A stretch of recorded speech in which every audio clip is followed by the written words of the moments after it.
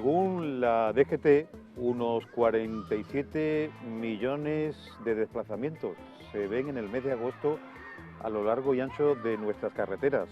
Carlos Comendador es nuestro experto en conducción y está aquí con nosotros una vez más, viene de Autoescuela Cabrera.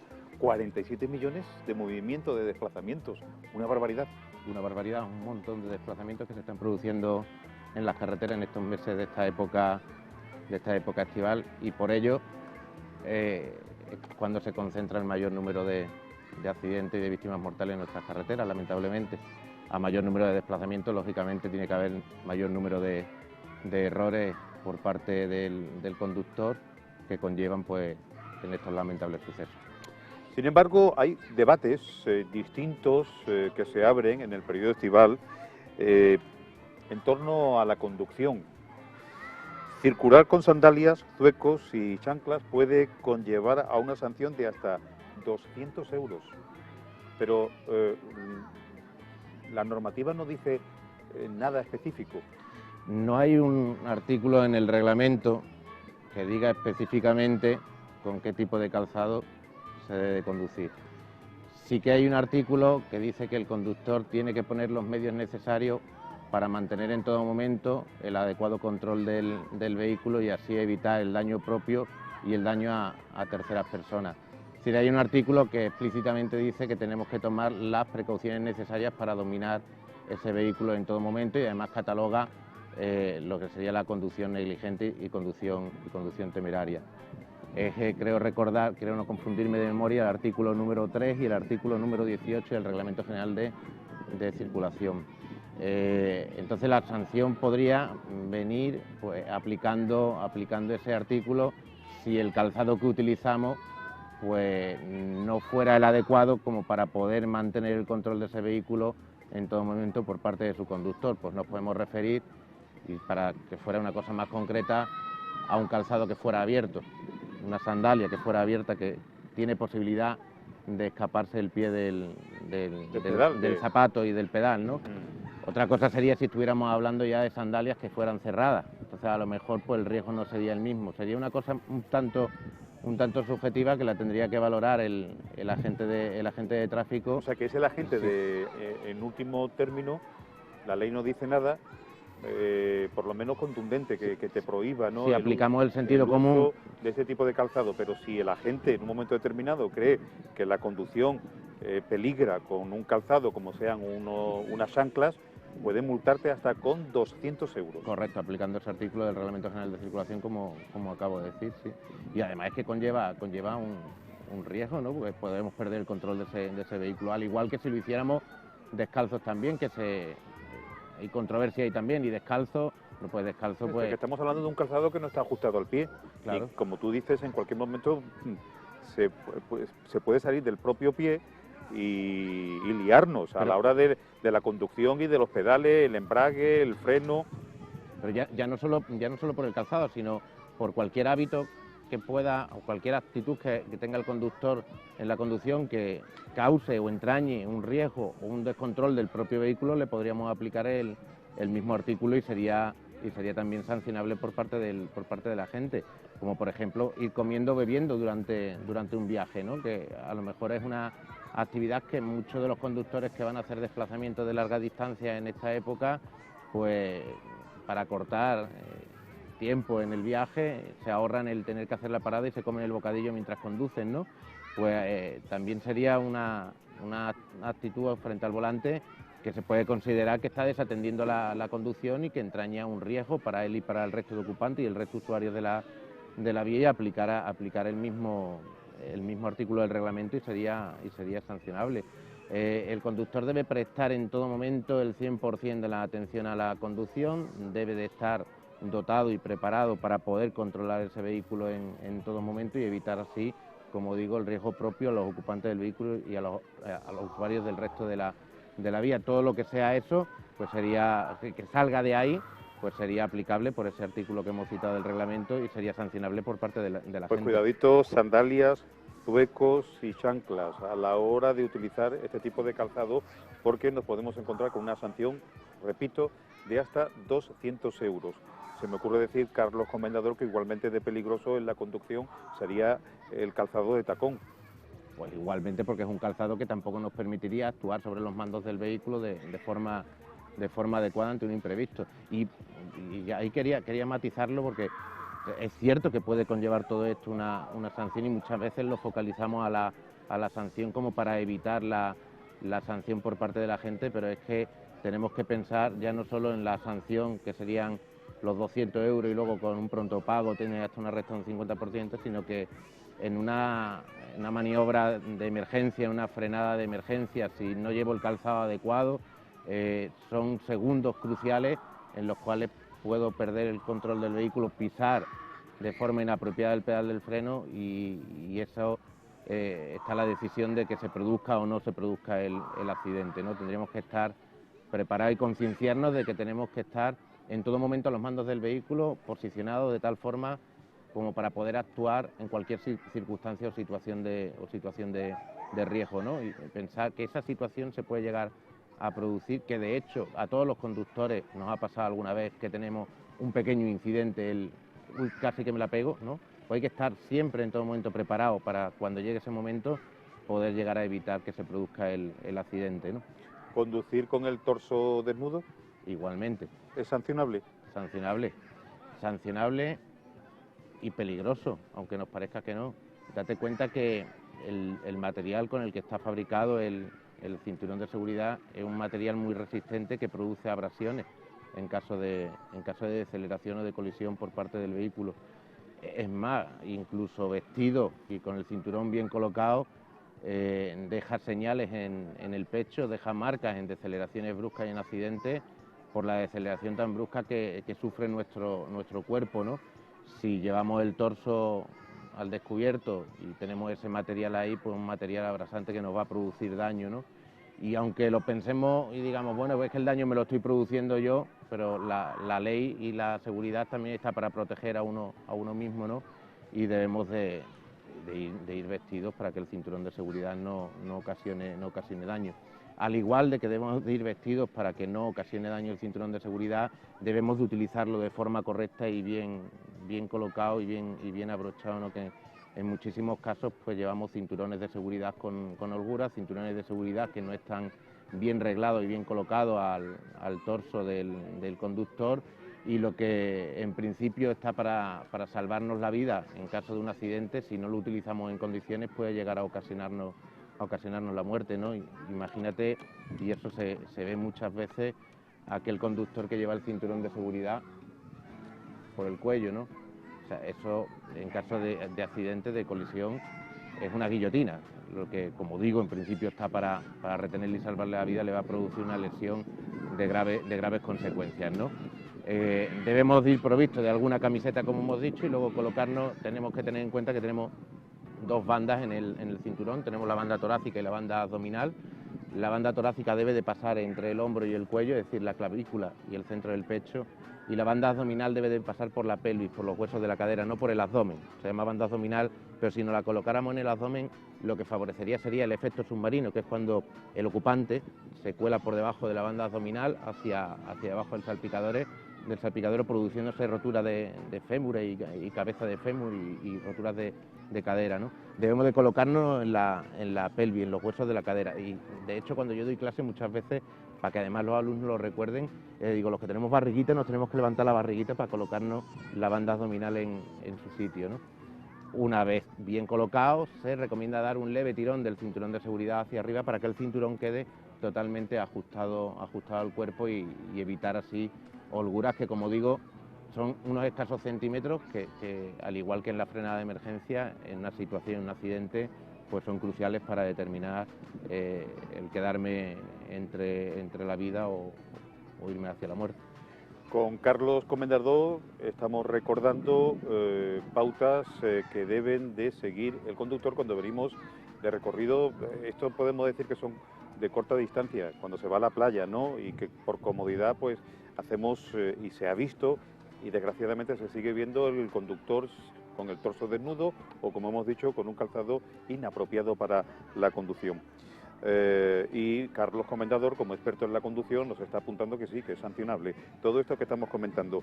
En los primeros días del mes de agosto hay una noticia que advertía, atención, a los conductores de que el ibuprofeno, los ansiolíticos y los antihistamínicos están dando, que lo sepa la gente, que dan positivo en el control de alcoholemia.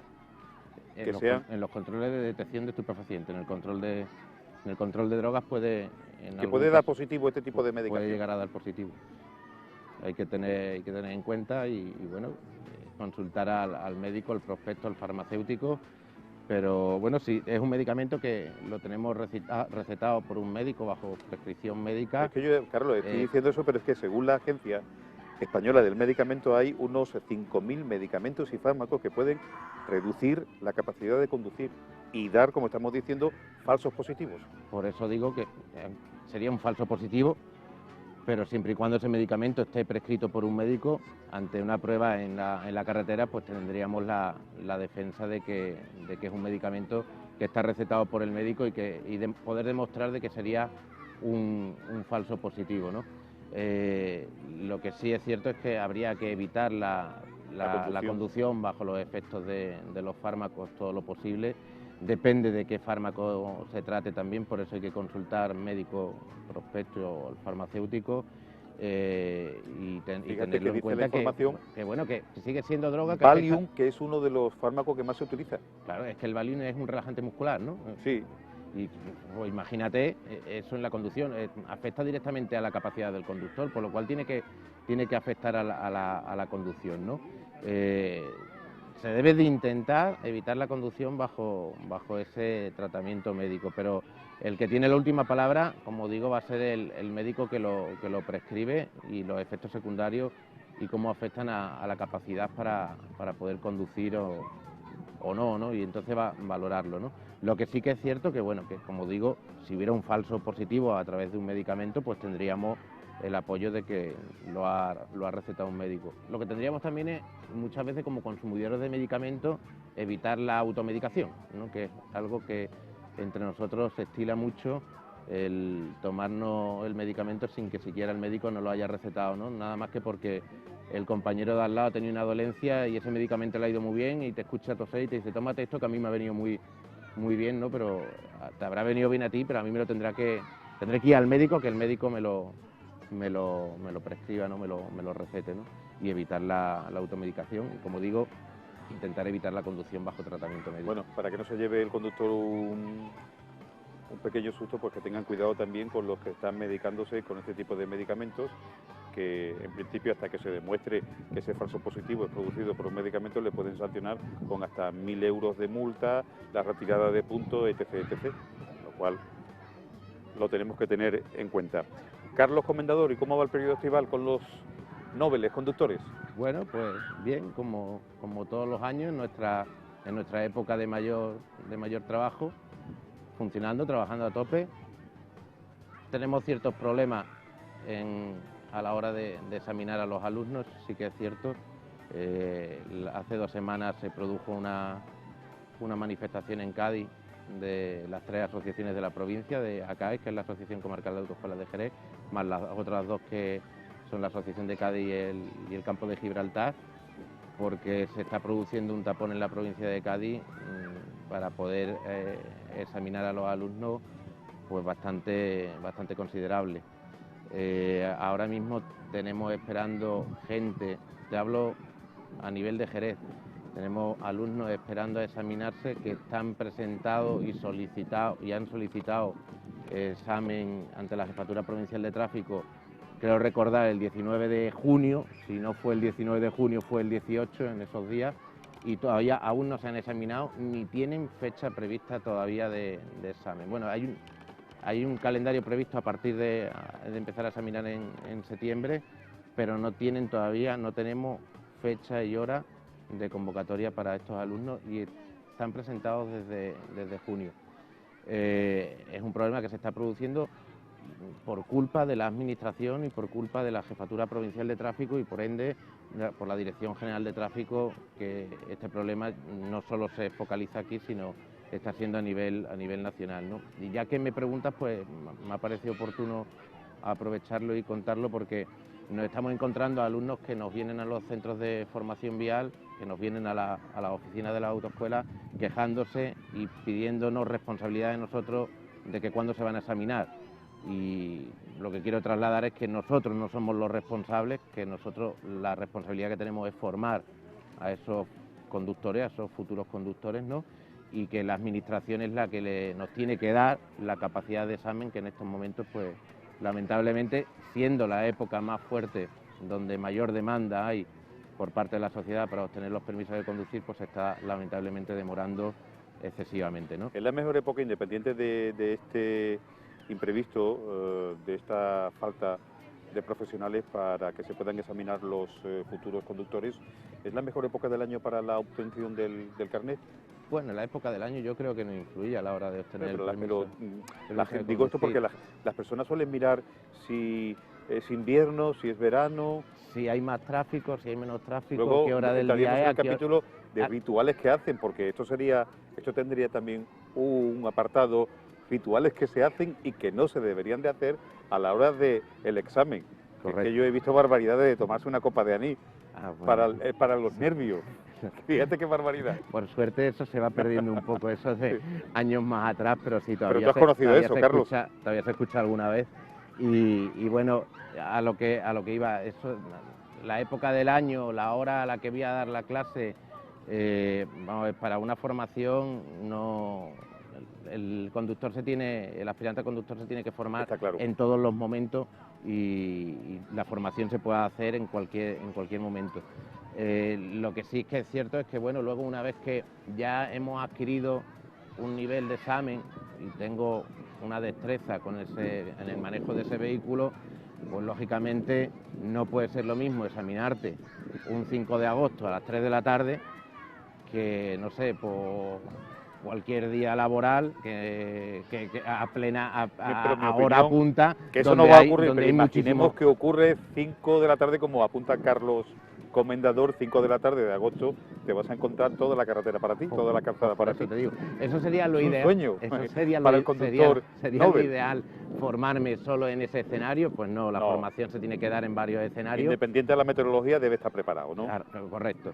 Pero sí que es cierto que, bueno, que luego pues, hay momentos puntuales en los que, bueno, si tengo menos tráfico, pues por la suerte está de mi mano y, pues lógicamente, pues puede ser un poco más sencillo. Pero un alumno que no ha alcanzado tampoco nivel de examen suficiente, aunque lo pongas el 5 de agosto a las 3 de la tarde con ningún coche en la carretera, tampoco te va a superar la prueba, porque un día, se va a denotar. Carlos Comendador, le vamos a dedicar de verdad un capítulo a este tema, a esta temática, cuándo es mejor. Yo lo tengo súper claro, no hay día mejor, sino lo mejor sería que el futuro conductor esté bien formado. Eso es lo ideal, ¿no? Eso es como en la prueba teórica. Muchas veces te preguntan, quieren nada más que saber la respuesta, la pregunta que le va a caer en el cuestionario, y eso es dificilísimo, puesto que la batería de preguntas de la DGT es enorme y no se podría memorizar todas, ¿no? Pero ellos lo que quieren es saber y memorizar, y no se dan cuenta de que si entendieran el concepto y estuvieran bien formados, pues me lo pregunten como me lo pregunten, yo voy a dar la respuesta adecuada a esa cuestión y me da lo mismo como me lo cuestionen, ¿no? Entonces, lo que hay que hacer es formarse bien como futuros conductores. Que también hay mucha leyenda con esto del examen. Dicen que hoy viene a aprobar solo el examinador A3, que solamente van a aprobar 3. Cuánta leyenda en eso, Hay de todo ahí aprueba el que se lo merece y el que dé un criterio aceptable. Igual que hay examinadores que tienen apodos también, ¿no? Y se les conoce por sus apodos.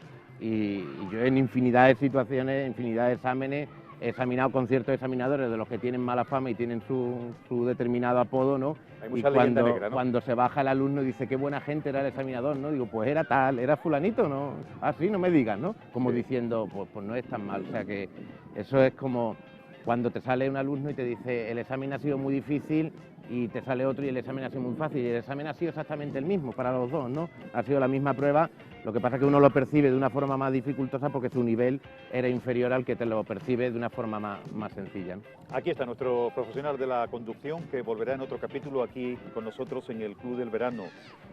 ¿Te suena Alan Parsons? Ni idea. Ay, qué pena. Uno de los grandes ingenieros de la música, lideró distintos proyectos, Alan Parsons Project, así se conocen sus discos, sus álbumes, y bueno, recientemente estuvo aquí en el Tío Pepe Festival. Yo te aconsejaría de verdad, en tu tiempo libre, si te gusta cultivarte en esto de la música, que echaras mano de los álbumes de Alan Parsons Project. Lo miraré, pero muy amante de la música. Vas a quedar encantado, y te voy a recomendar un tema muy comercial de él, de los más comerciales de este músico, fue Ojo en el cielo, Eye in the Sky. Te recomiendo que lo busques y lo escuches. Te haremos caso, lo buscaré y lo escucharé. Tío Pepe Festival, Alan Parsons.